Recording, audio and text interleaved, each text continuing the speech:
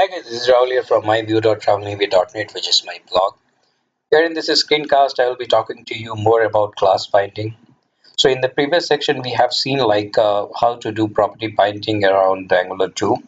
So we have seen like how to do image binding via this JOM property, which is within the square brackets source via this image URL, and which is coming from here.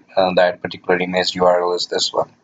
Now, in order to just give you a brief stuff around that, whenever you are binding any kind of image which is coming over here, right? So it would be recommended to bind via DOM element, which is either this second syntax or is this the third syntax. Now, if you do with the same with curly braces, then it will just output that this particular text over there. So this within curly braces, it is recommended for any kind of text binding or runtime text which is getting feeded from any kind of service or any particular module, right? Now, the fact here is since we wanted to talk about is class binding, let's suppose this is our button which is currently binding with this bootstrap classes which is over here button and button primary. So this is the stuff which you can see here. So now the bootstrap classes and bootstrap form is all about doing giving elegance to the form. So this is looking nice, little clean button over here. So although it's doing nothing, but it is looking very pretty over here. Now let's suppose I wanted to change this to button danger, and if I do this and just save this, this color gets red, right?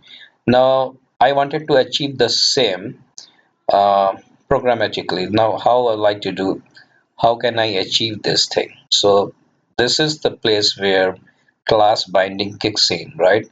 So for that I already set one property which is, let's say, is danger equals true, which is under the movie form component. So this is a kind of flag which is just supplying the value. Okay, based on this value I wanted to set whether button is in danger state or it's in primary state, right?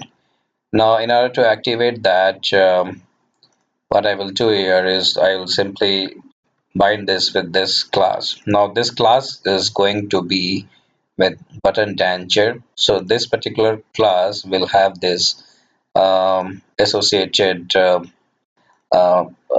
properties, or I would say or associated styles with this. Rather than button primary, it will have get associated with button danger, and if this is true, then it gets associated with this.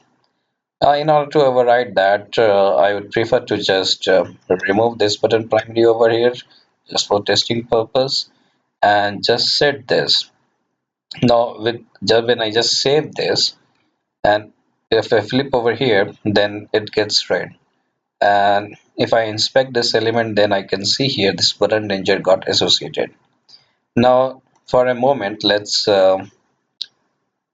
make it false and let's see what happens.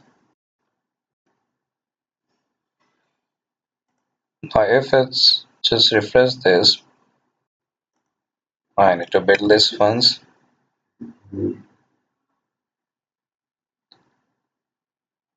Now if I simply refresh this, so currently no style is associated with that. As you can see here, this has become blank, so there is only btn. So this is the thing which I was talking about. Let's say this is called dynamic class binding. So I hope you have liked this video. In the next section we'll delve further around different kinds of bindings available with this Angular 2. Till then, stay tuned and happy coding.